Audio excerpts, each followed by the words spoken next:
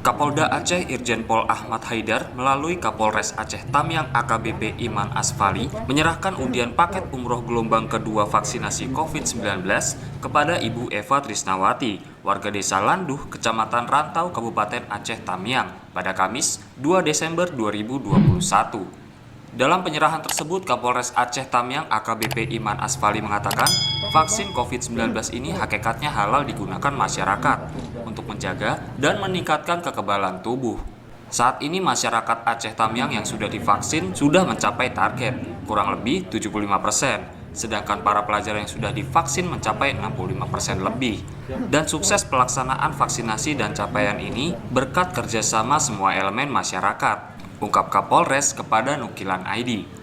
Oleh karena itu, ia mengajak seluruh masyarakat Aceh Tamiang untuk terus mendukung dan melaksanakan vaksin COVID-19.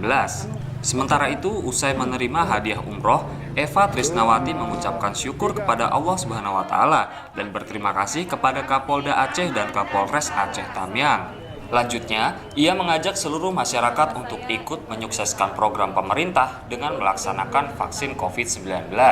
Karena vaksin yang diberikan itu halal, sehingga dapat menjaga kesehatan diri dan meningkatkan imun tubuh. Dari Banda Aceh, Ahmad Nursalam, Nukilan ID.